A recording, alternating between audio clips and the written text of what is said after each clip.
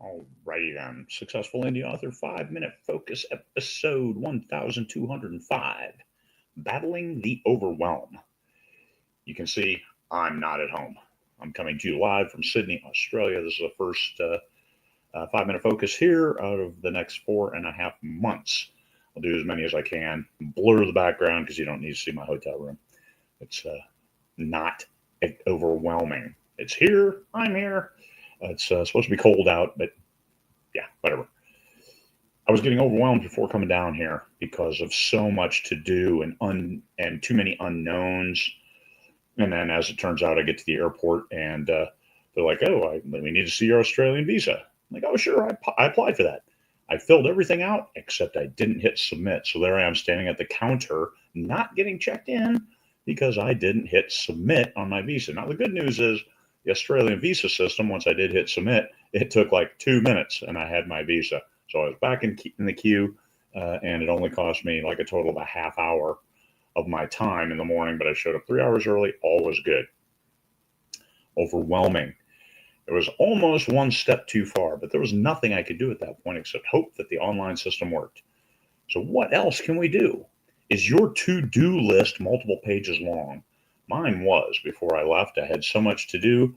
I started just picking and choosing. Here's what I'm not going to do, and that was freeing, but also it nagged at me because hey, I'm not doing stuff I should be doing. And then I started adding things, but adding little things like move a jug of water into the kitchen from the garage, stuff like that. So I could check things off and say, I'm doing stuff that matters, doing stuff that will help later.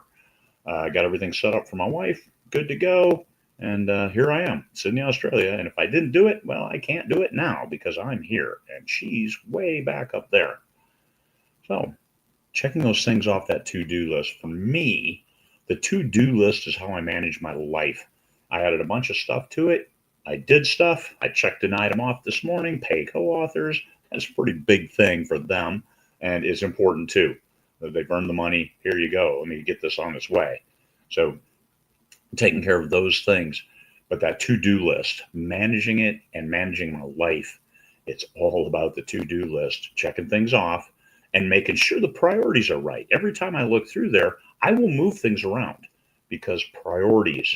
And I like having that. That's the only way I can keep my disordered mind in order, my ADHD mind with some kind of semblance of control and getting my book done. I have over 4,000 words written yesterday. Hiya, big day. Now, to be fair, I thought today was Wednesday.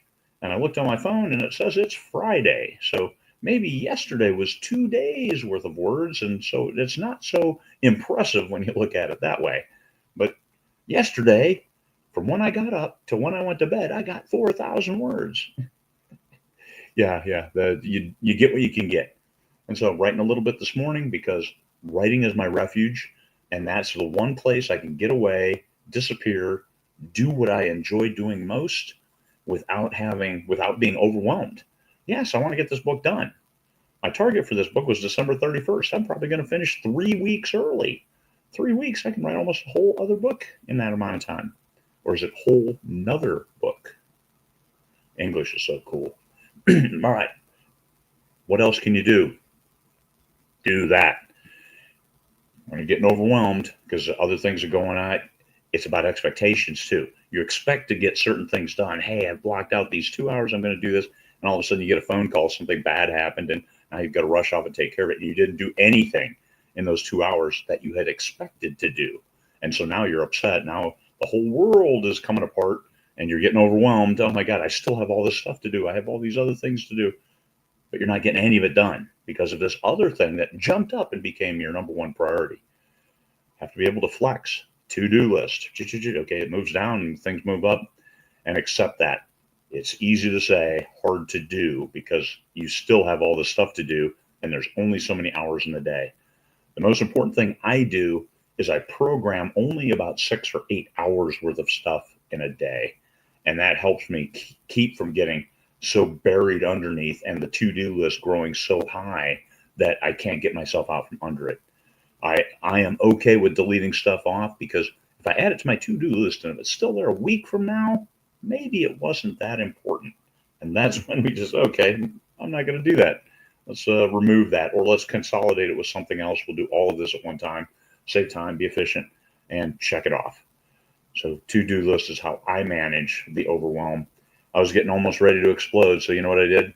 Nothing. I went and watched TV instead, took Stanley for a walk, and then came back and said, hey, what can we do? What can I do? And that's what I did.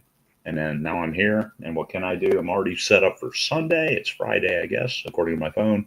I'm set up for Sunday. I've got an all-day event here at the Hilton, and I'm ready. I'm good to go.